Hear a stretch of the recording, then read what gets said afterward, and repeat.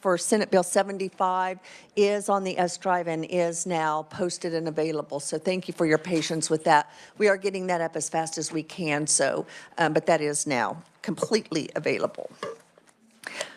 We will open the hearing on Senate Bill 76 with an overview by our reviser, Tamara Lawrence.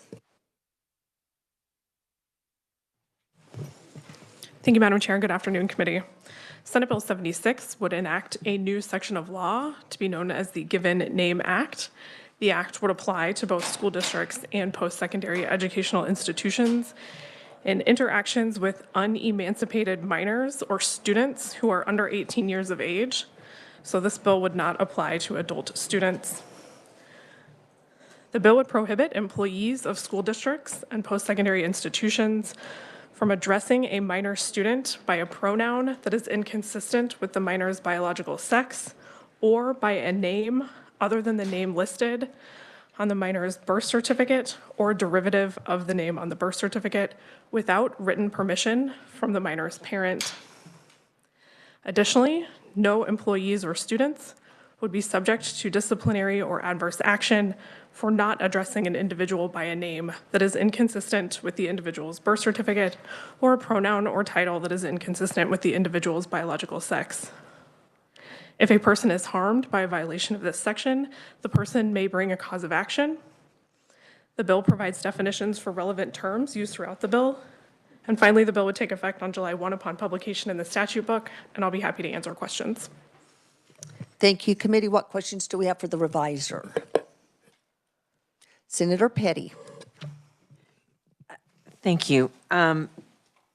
So I guess well, two questions. One, it says that no employee of a school district or post-secondary educational institution shall be subject to an adverse employment action for declining, but then on page 2 in line 6, it says a person who is harmed by a violation of this section may bring a cause of action for injunctive relief. So the employer cannot bring any adverse action, but the presumed person who feels violated can. Would that be correct? My understanding is that if a person declines, pursuant to subsection C, to address an individual using a name other than what's on their birth certificate or by their biological sex, and they are the subject of disciplinary action for that, that person could bring a civil action. But the employer could not. It doesn't speak specifically to employers. Okay. Nor does it define person. Okay. And then my last question is, so it says that it has to be written permission given, but so does that negate that if a parent refers to their child by a certain name that is not their given name, then that cannot be assumed that that's the name that can be used for that child? If the child is called by a name that is not on their birth certificate nor a derivative of the name that is on their birth certificate, this suggests that it would require the written permission of the parent to address them by that name. Thank you. Committee, other questions? Senator Sykes. Thank you, Tamara. That question and your answer. So I'm going back many years ago when I was in a foreign language in high school, and in that class, we got to choose our names for that.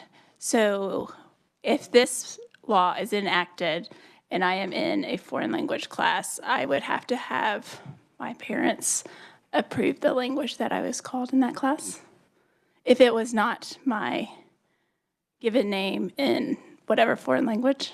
If it is not the name that is on your birth certificate or a derivative of that name, you would need written permission from your parent. Thank you. Other questions? Seeing none, thank you. We will now turn to proponent testimony, and we have 3, I believe. And to give a little bit of time and even it out just a smidge, we're going to give our proponents 3 minutes. And we will begin with Matt Sharp, Senior Counsel, Alliance Defending Freedom. Are you with us, Matt? Oh, there you are. I thought you were on WebEx. Good to see you. Thank you very Welcome to much. committee. Madam Chair, good to be here this morning. Again, good afternoon. My name is Matt Sharp. I serve as Senior Counsel with Alliance Defending Freedom, where our law firm represents teachers, students, and countless other Americans standing for their First Amendment right to speak and live the truth. Teachers and other school employees cannot be forced to deny their own core beliefs or say things that are untrue just to keep a job. Yet that's what happened to Pam Ricard, a math teacher at Fort Riley Middle School in Fort Riley, Kansas. Pam spent decades in education, and she always treated her students with the utmost dignity and respect.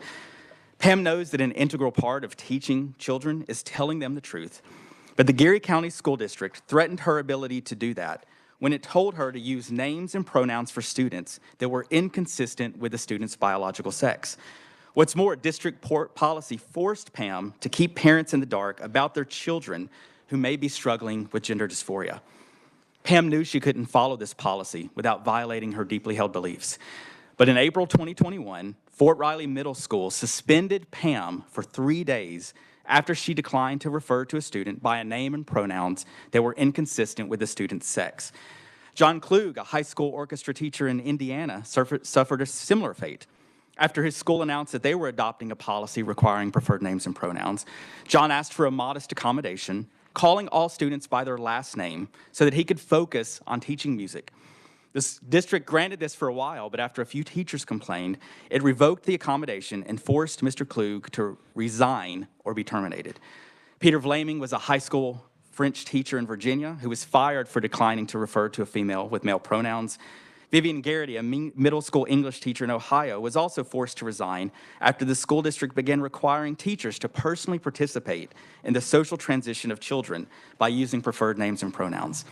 These are just a few of the situations here in Kansas and across the country where school districts are forcing conformity to gender ideology.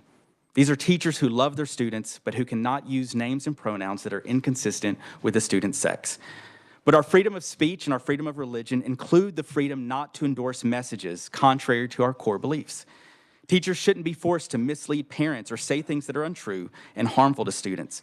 And that's why a growing number of courts are ruling against government policies that force teachers and students to violate their deepest beliefs and personally endorse radical gender ideology just to keep their job.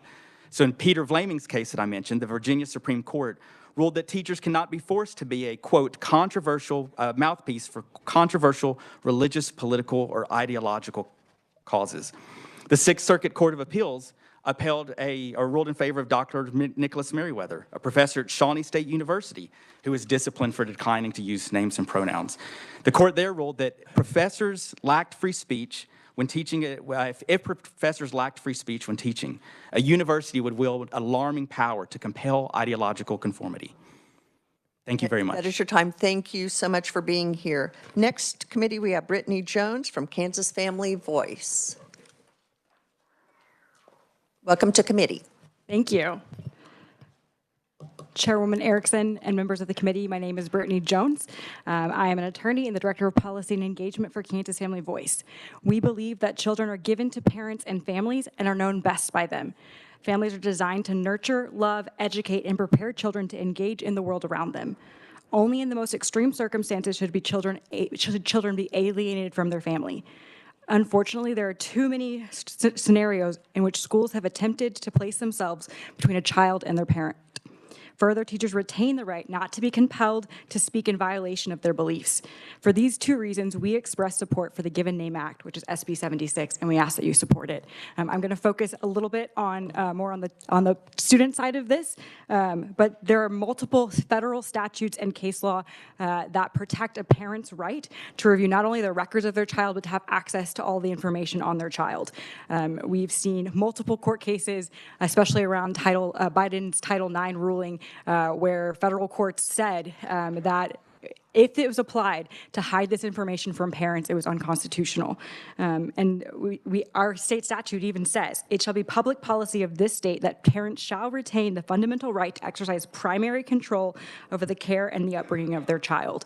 And there's more to that section, but I won't read all of it for time. But it's important that we not only, given the case law that we're seeing out of the courts, as well as the state statutes, and even some executive orders that we're seeing come out of the federal government, we want Kansas law to align with these rules, to not only protect children, to protect parents, but to protect the rights of teachers not to be compelled to speak when it violates their conscience rights. We have a federal court case that said, it is difficult to envision why a school would even claim, much less how a school could establish, a generalized interest in withholding or concealing from a parent or of a minor child information fundamental to a child's identity, personhood, mental and emotional well-being, such as their preferred name or pronoun. We know this is happening in Kansas. There's court cases, there are a host of parents who have found out only afterwards that this information was being withheld from them as their child was being transitioned in school without their knowledge.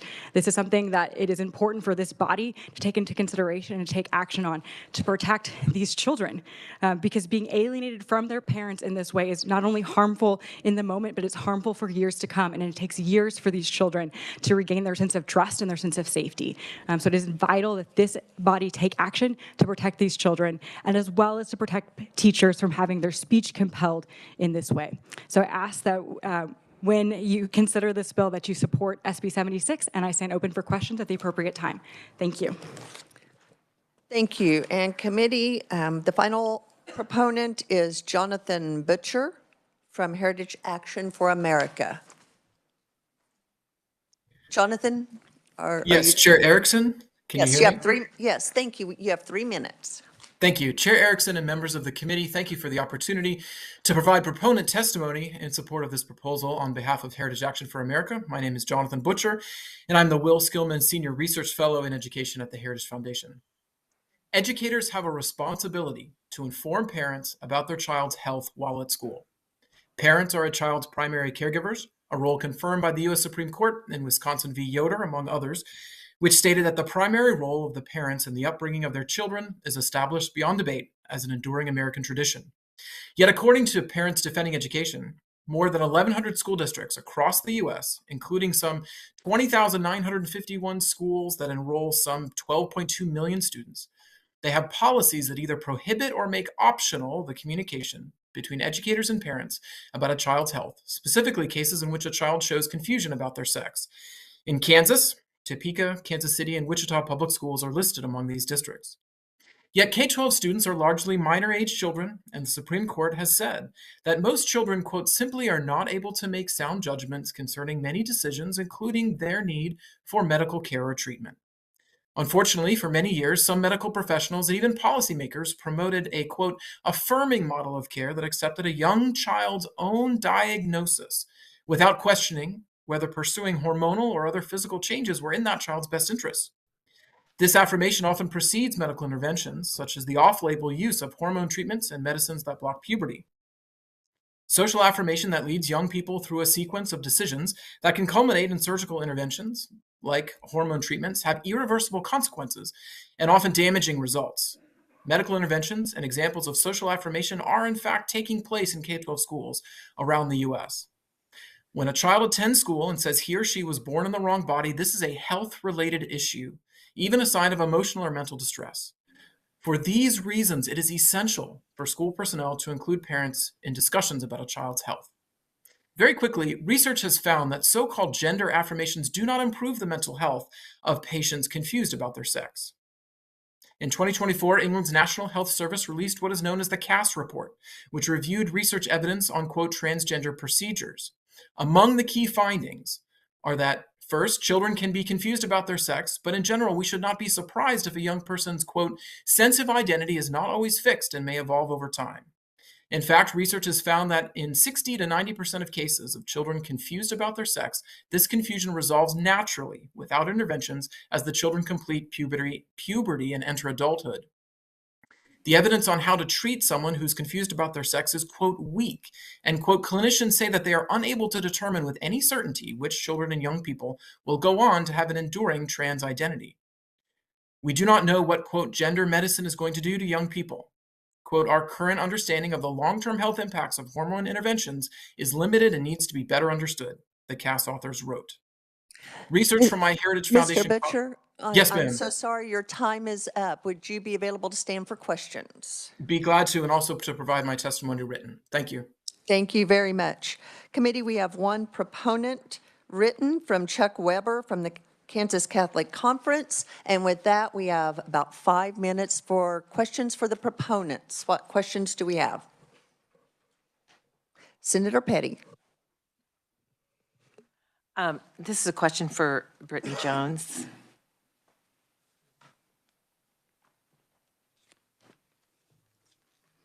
Brittany, I was a little bit confused by your testimony. You mentioned in there about alienated from their parents. And I'm trying to discern from the bill, Senate Bill 76, what exactly that has to do with alienated from their parents. Chairwoman Erickson, Senator Petty. So what's happening currently when when schools are keeping this information about whether the child might be transitioning or even questioning their identity, when they're keeping that information from the parent, that actually alienates the child from their parent. Follow up. Senator Petty. So if a child, let's say they're a fourth or a fifth grader, and I taught fourth graders, if a child has a meeting with a counselor, the counselor doesn't divulge, it's a private meeting. They don't necessarily divulge information specifically to the teacher, depending on what the nature of the meeting is. But so I'm making an assumption here that you're saying that if that's going on, if a child that's a fourth or fifth grader is meeting with a counselor and says, hey, I really feel like it's a girl and I feel like I like boy things. I like to do this kind of stuff. That counselor has a responsibility to be giving that information to the parent. Chairwoman Erickson, Senator Petty. This bill is speaking specifically about when the school takes that affirmative act of calling a child by a different pronoun or a different name without the parent's knowledge. So that's what is being addressed in this bill. So that's how you're referring to alienated by doing this without a parent's permission? Is that what you're saying? That is actually not it's withholding important information about that child's development from the parent, yes.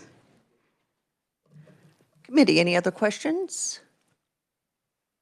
Seeing none, we will move to opponent testimony. And we have 23, and my apologies, but to get everyone a chance to speak, we are going to have to limit everyone to 1 minute. So we will begin with Shannon Burke, and I'm going to apologize, blanket apology if I mispronounce any names. I'll try to get it the best I can. Shannon Berquist, private citizen, welcome to committee. Thank you. How long did you say I have? 1 minute. Okay, thank you. Chair Erickson and members of the committee, thank you for the opportunity to provide opponent testimony against Senate Bill 76. My name is Shannon Berquist. I want to address the hysteria that's gripped our nation when people talk about transgender children. This fear is the reason we're all here today. People in this room are so afraid of transgender children that they've spent large amounts of time and energy to draft legislation like SB 76 that will impact such a small minority in incredibly hurtful ways. All of this legislation is fear-based and not rooted in reality, and so I have to ask myself, how do we combat fear? Humans fear what they don't understand, the unknown or different. If the senators that crafted this bill and those that support them were ready, I would invite you to learn from me. My family is not trying to start a revolution. Myself and my husband are doing what all parents do. We are loving our children. We are caring for our children, but most importantly, and perhaps this is radical, we are listening to our children because children have important things to say. Our daughter is a normal Kansas kid. She goes to a Kansas public school. She loves Legos, art, and learning to play the saxophone. She's one in 420 kids and the only trans kid in her school. In her friend group or in her extended families, her existence should not merit laws. Our parenting should not require lawmakers to take pen to paper. Our families should be able to decide what is right for our children because we are the people who love them and know them best. I appreciate you being here. Thank you so much. We are going to move on committee to Jenny Welch-Bowler. Is Ms. Bowler online? No. Jenny, we will come back in case we find her. Lucinda Evans, is Lucinda here?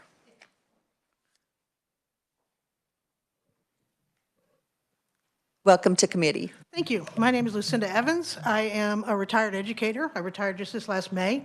I taught for 35 years in Topeka Public Schools. I taught middle school and high school, and I took a little bit of time off in between to teach teachers all over the country. So I've spoken in front of large groups a number of different times. I'm speaking here today as an advocate for the 5,000 plus students who walk through my classroom. This bill seems to be focused on pronouns, whether we use he or she. I'm here to tell you, as a seasoned teacher, I call kids by their name. By their name. That's what I call them. And the name that they tell me when I go through roll at the beginning of the year. And sometimes Michael becomes Mikey. And sometimes Bethany becomes Beth. And sometimes Earl becomes Buddha. So what this bill is suggesting is that if it is not a derivative of their name that was on their birth certificate or on the program that I'm using, that in addition to all the other duties at the beginning of the year, I now need to call parents and say, is it okay if I call Bethany Beth?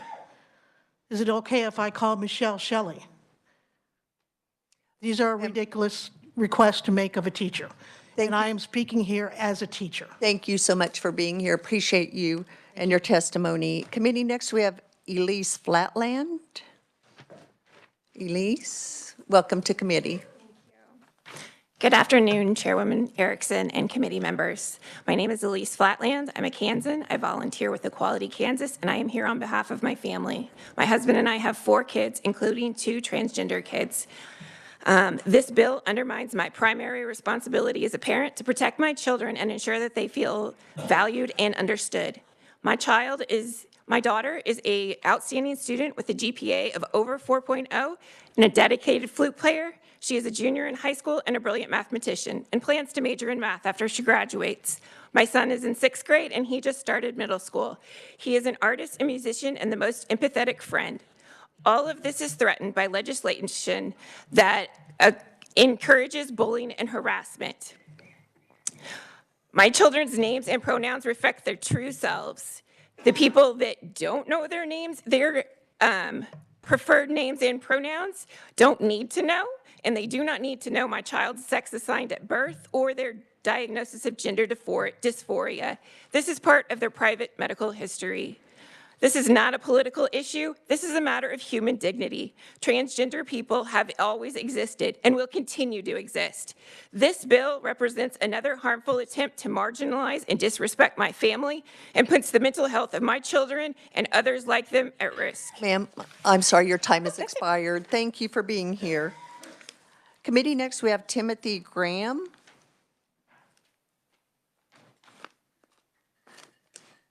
Welcome to committee. Madam Chair, members of the committee. As you heard, my name is Timothy Graham. I work for the Kansas National Education Association, the teachers union here in Kansas. Thank you for the opportunity to testify on this bill, and let me get right to the chase. We feel like this bill is problematic for so many reasons. First, KNEA has joined the transgender community to ask all of you to try to understand things from their perspective. When they say this bill is hurtful and other bills like this are hurtful, we believe them. We can't understand why we continue to see bill after bill after bill after bill come through this legislature that seems to be targeting their existence. Second, KNEA is not even sure that this bill is constitutional, particularly in the area of freedom of speech. The existence of bills like this just insert confusion, sow doubt, and cause division within our ranks. And last, in case these issues are not enough to oppose the bill, I want to talk about educator morale. The vast majority of school district employees are already woefully underpaid. Many are part of the CAPERS Tier 3 retirement system, which remains inadequate.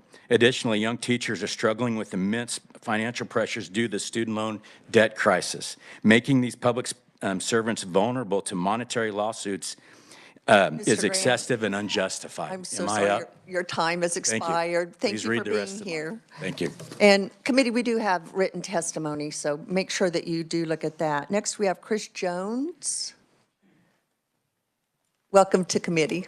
Senators, thank you. I'm Chris Jones, not that Chris Jones. I would like to direct your attention to the Gospel of Matthew, the 25th chapter. There's a story in there, I'm sure you're familiar with it, about Jesus standing in judgment over all of humanity, and he separates them into two categories, sheep and goats. And the criterion for that separation is whether they took care of Jesus when he was hungry, when he was homeless, when he was in prison, when he was oppressed. And each group says, Lord, when did we ever see you? And Jesus says, whatever you did to the least of my people, that is what you did to me. And so what this teaches is that humans are judged based on how they treat the most vulnerable people in a society. It does not say that those vulnerable people have to have the right gender identity or the right political affiliation or anything else. Now, trans people in the United States are some of the most vulnerable people you can imagine. Every 45 seconds, a trans person attempts suicide in the United States. Bills like this make it harder for parents of trans people like me and trans youth to live their lives and to flourish in their lives. And I would ask you, do you want to be putting your time, effort, and power into a bill like this that will harm vulnerable people? Thank you. Thank you very much. Boy, right on time. That was good. Next, we have Taryn Jones. Welcome to committee. Thank you, Senator Erickson. Members of the committee, on the first day of this committee, everyone went around and introduced themselves. Many talked about their children and grandchildren. I want to ask you, how many of you have family that have nicknames that are not a derivative of their name? How many of you have children, grandchildren, aunts, uncles of that? Nicknames, derivatives, who decides that? Who decides what is a derivative of a name? My uncle's name is William. He goes by Rick. Is that okay? Or what about high school names? Kids in high school and often middle school talk about often have funny nicknames for each other. I had a theater friend in high school. His name was Peter. Everyone called him Pookie. Are you really telling me that we need to call parents and ask them if it's okay if their kid be named Pookie in school? What about logistics of teachers, administrators? Not all teachers have access to birth certificates. Are all teachers supposed to keep a copy of every child's birth certificate? What are the logistics of this bill? Ma'am, I'm so sorry, your time is up. Thank you for being here. Next, we have Seymour Keener. Seymour, online? No, okay, we'll see if we can find him. Next, Aaron Chancey Keith. Aaron? Okay, Jake McKella. Hope I pronounced that correctly. Welcome to committee. Thank you, it's Makla. Chair Erickson and members of the committee, thank you for the opportunity to provide testimony in opposition to Senate Bill 76. My name is Jake Makla and I'm a Kansan. I'm also a recent honors graduate from the University of Kansas, where I will begin the first year of a doctoral program there this fall. As a part of this program, I'm looking forward to teaching and working alongside both minor and non-minor students and peers with whom I share community. I stand here today because SB 76 threatens my own, my peers, and my community members' rights to free speech and freedom from sex-based harassment and discrimination per the First Amendment and Title IX, respectively. This bill is unconstitutionally vague, overbroad, and inconsistent with its own purported aim to protect free speech. I fear the possibility that a lawsuit could result from a common courtesy as simple as referring to a student as they introduce themselves to me. I enter the classroom to teach and connect with students, not to police their names or pronouns. Beyond the harm it threatens to inflict on trans students of all ages, this bill poses a threat, like many have said, to any student who might use a nickname. Creating a private right of action that can and will easily be used and abused, this bill also threatens to wreak havoc on an already overburdened judicial system. As a student, a teacher, and a trans resident of Kansas, I ask that you vote against SB 76 in accordance with longstanding state and federal protections. Thank you. Thank you so much. Appreciate your testimony. Committee, next we have Katie Mastro-Simone.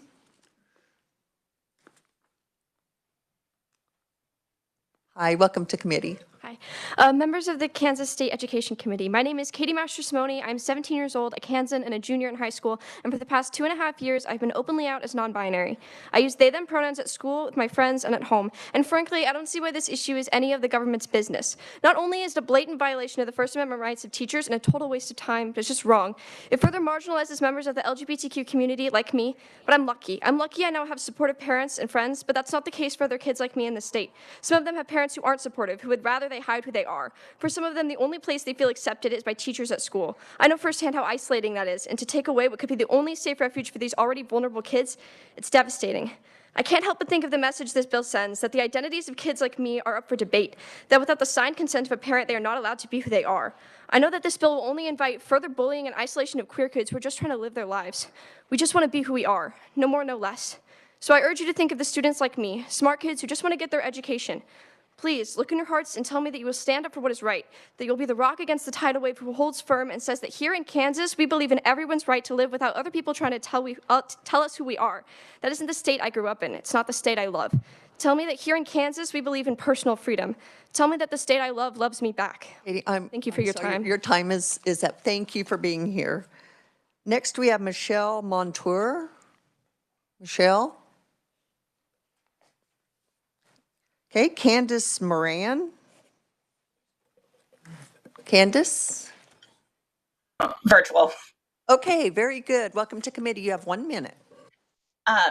Chairwoman Erickson and members of the committee, thank you so much for letting me speak against SB 76. My name is Dr. Candace Moran, and I'm a psychologist who, for the past 15 years, has been working primarily with transgender, non-binary, and gender non-conforming individuals, as well as in higher education. I'm also a non-binary individual myself, and I have a non-binary elementary student. According to GLSEN's National School Climate Survey, 67% of Kansas LGBTQ students regularly heard school staff make homophobic comments about other students, and 80% heard school staff make negative remarks about somebody's gender expression. This bill could negatively and will negatively impact our LGBTQ students who spend the vast majority of their lives at school, because being repeatedly misgendered and use the incorrect name and pronouns puts them at much higher risk of a number of different mental health concerns. And we know that negative legislation like this negatively impacts their mental health. Thank you so much for your time, and I urge you to vote no on SB 76, and I'm open for questions. Thank you so much. Next, we have Kyler Ott. Kyler? Okay, Gabrielle Padilla. Welcome to committee. I'm short. Chair Erickson, members of the committee, thank you for the opportunity to provide opponent testimony of Senate Bill 76. My name is Gabriel Padilla. My pronouns are he, ed, a math teacher born and raised in Wichita, Kansas. As a transgender man, I know how crucial it is to be called by my preferred name and pronouns. The Journal of Adolescent Health underscores the importance. Students who use their chosen name in all aspects of their lives experience 71% fewer symptoms of severe depression, a 34% decrease in thoughts of suicide, and a 65% decrease in suicide attempts. These numbers are not just statistics. They represent the real impact on students' mental health and well-being. As a teacher, I see firsthand how important it is to create a safe and supportive environment for all students. My job is to protect and treat students the way I would want to be treated, respectfully and with understanding. In Maslow's hierarchy of needs, safety is second only to sociological needs. If we continue to take away educators' ability to create safe spaces, we put our students' well-being at risk. Every student deserves a classroom where they feel safe, seen, valued, and supported. That's what I strive to provide today. Thank you. Ren Porcaro, welcome to committee. Chair Erickson, members of the committee, thank you. Thank you for the opportunity to provide testimony in opposition of this bill. I'm Ren Porcaro from Senate District 31. I'll be straight to the point. I simply can't understand what purpose this bill serves besides being discriminatory towards transgender students. In my opinion, this bill is clearly designed to target an extremely small portion of students and deny them the dignity they deserve.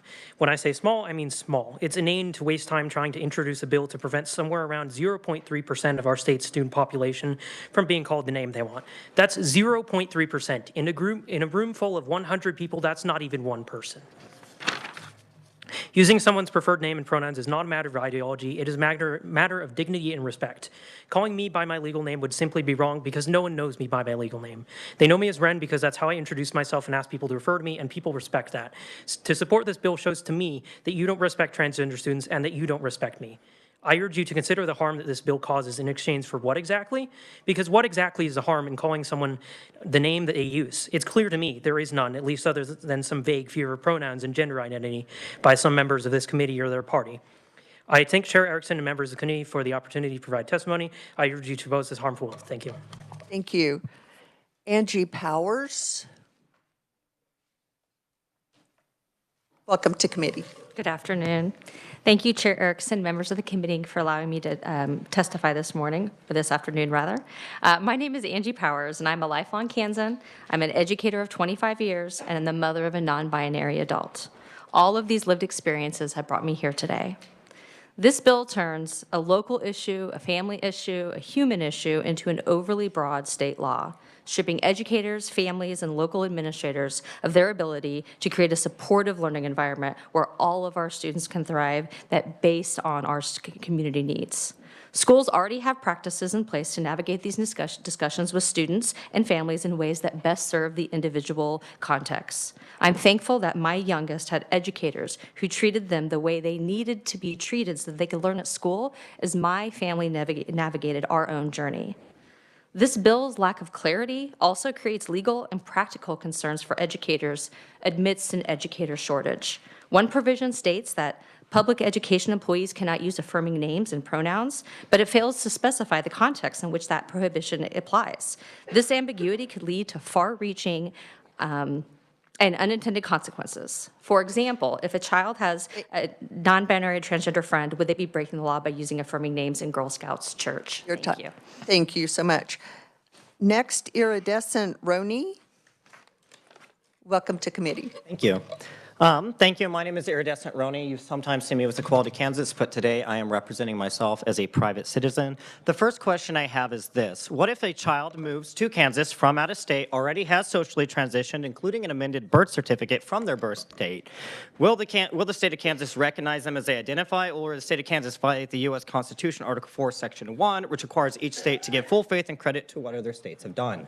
Secondly, an additional consideration, should this bill be amended to follow the U.S. Constitution and carve out exceptions from people coming out of state, that would make the state of Kansas liable to be sued under the 14th Amendment regarding protection under the law. This bill would ban me from working and affirming trans students that work with me. I work in higher ed. I moved away from higher ed to come out because it was unsafe because of bills like this. So my question is, do we want to continue to push legislation that's brought out of hate and malice while we write laws that would quite literally codify bullying of children by Sir Erickson from Wichita, Kansas?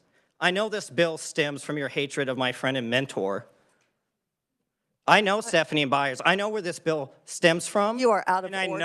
I know I'm out of order, and so are you for writing this piece of shit legislation. And I'm going to ask you to leave the committee room, please. We do not using my tolerate First Amendment rights. Sir? You are out of line. I can now hear my timer. I can use my timer now. Thank you. Time is up. I will leave on my own volition. Thank you. Next committee, we have Alexandria Schneider. Alexandria, are you here? Okay, Melissa Steiler, welcome to committee. Melissa Steiler with Loud Light Civic Action. I had hoped to be able to go through the various sections of this bill to talk about it, but I don't think I'm talented or fast enough to do that in a minute, so I'll summarize. This bill is nonsense. That's our primary concern. It's sloppily written. It's overly broad. It's unenforceable. It's going to lead to the harassment of school employees and students. I mean, if you even look at things like the broad language and the unintended consequences that were clearly not thought through in crafting this bill, if a football coach were to call one of their players the bulldozer because they're that talented, that would be in violation of this. I mean, this is nonsense stuff here. Additionally, you've got Section 1 and 1C and D that actually protects bullying regardless of parental consent. So you can't really say that this is a parents' rights bill because regardless of what the parents want, if kids are mean and teachers are mean to forced outed trans students, to intersex students who cannot have their private identity kept to themselves, there is nothing that can be done about that because it is banned in this bill. I'm sorry, you are out of time. Thank you so much for your testimony. I can stand for questions, and I would refer to my written testimony as well. Thank you. Corey Tuber? Tuber. Welcome to committee. Hi, Senator Erickson Committee. Thank you for this opportunity. My name is Corey Tubner. I want to add a professional perspective from a teacher in Kansas schools. This bill would have the opposite effect of its intent. In fact, it would compel me to be a mouthpiece for partisan ideology in my classrooms. I would be the one compelled to speak in ways that are inconsistent with my moral perspective.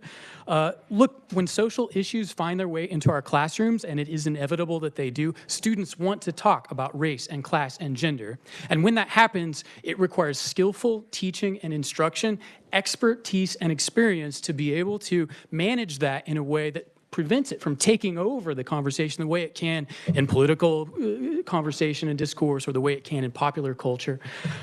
It's like this: if you tell a teenager or an adolescent, no, you can't do that, or that's against the rules, or you may not do that, the likeliest outcome is that they will double down and respond louder and do it more. The same thing's true in my classroom. If you tell me that I must use some name that a student thinks of as their dead name, or if you tell me which pronouns I can say in the sentences I use, that will flare up in our classrooms and make it overwhelm the issues of ordinary content that our students are there to learn to begin with. Let me do my job. Thank you. Thank you. Appreciate it. Elizabeth Staley. Elizabeth. Kayla Simmons-Wood. Welcome to committee. Thank you. Madam Chair, members of the committee, my name is Kayla Simmons-Wood, and I testify today on behalf of Kansas Interfaith Action. I rise in strong opposition to this bill as a follower of Jesus, the one who commanded us to love God and love our neighbor as ourselves. I suppose I wouldn't be able to serve as a substitute teacher if this bill were law because it violates my religious freedom, because there is no love in this bill. There is nothing loving about grown-ups in position of authority bullying children. There is nothing loving about disrespecting educators who have devoted their lives to skilled public service. As a Christian, I am deeply grieved by your persecution of trans kids, human beings who have sacred worth and are made in the image of God. This legislation is cruel and it is sinful. Bullying children and disrespecting educators does nothing to strengthen our schools. It is not necessary, and it is certainly not loving. I am standing here on the side of Jesus, on the side of love, and I implore you to stand with us. Thank you. Okay, I'm going to see if we missed anyone who did not answer earlier. Jenny Welch Buller. Seymour Keener. Aaron Chauncey Keith, Kyler Ott, and Elizabeth Staley. Okay, I'm not seeing or hearing from them, so committee, we will open it up for opponent questions. What questions do we have for the opponents? Senator Sykes. Thank you. My question is for Melissa.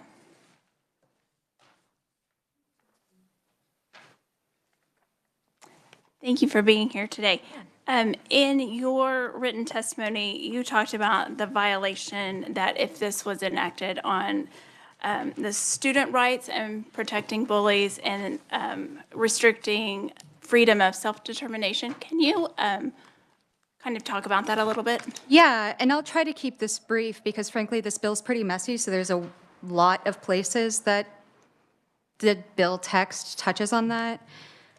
One of the major concerns that we have with the violation of a student's right to privacy is right now, it's not mandatory in Kansas for every school employee to have access to a student's birth certificate.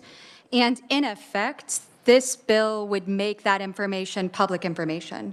If a student were intersex, say, so this is all children, not just trans kids, but if a student were intersex and perhaps as they're living their happy, healthy life, what they grow into and how they present and what have you doesn't match what was initially put on the birth certificate.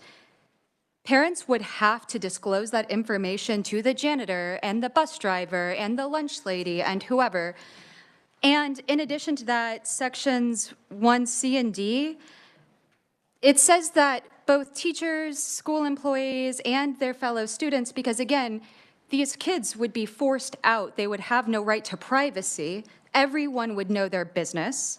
And if they were bullied for that, then there's no means of helping those kids because it would be banned in this bill because telling people you can't bully kids for being different, like you can't do that here. That's what the bill says.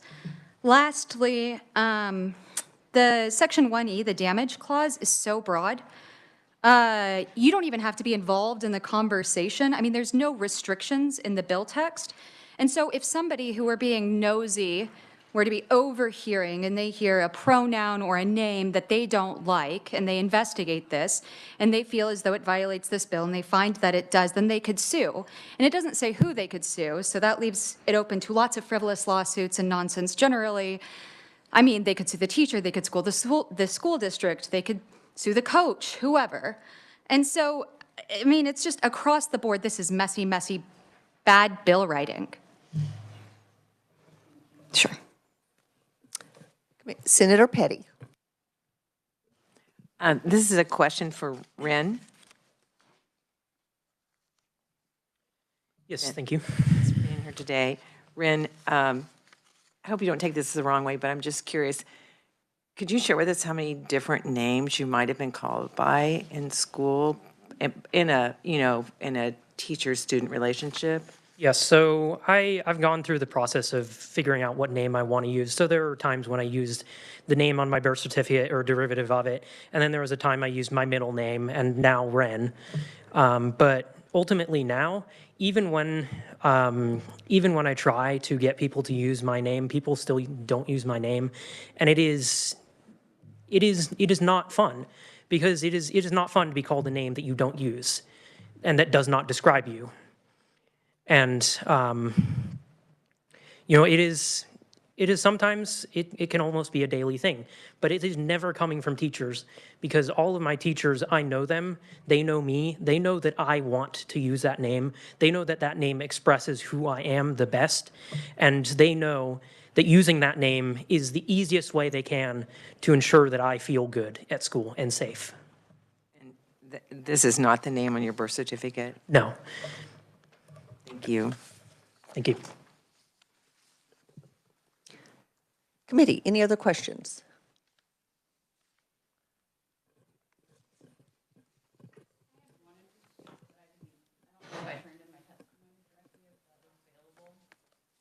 Okay, I'm sorry, with time, we're going to have to, I apologize, but we've had so many conferees today. Committee, any other questions before I close the hearing? Seeing none, with that, we will close the hearing.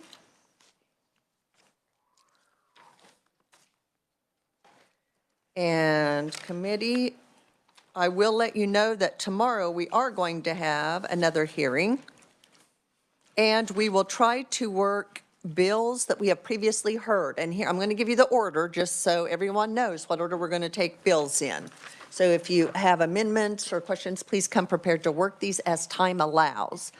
So we'll start with 50, 44, 87, 49, 48, 78, 76, 47, 45, 114, and 75. And I can get that list out to you as well, but wanted to give you all a heads up. As time allows, we will begin working those bills this week. There it will be emailed to you. Any other business before this committee? Seeing none, we are adjourned.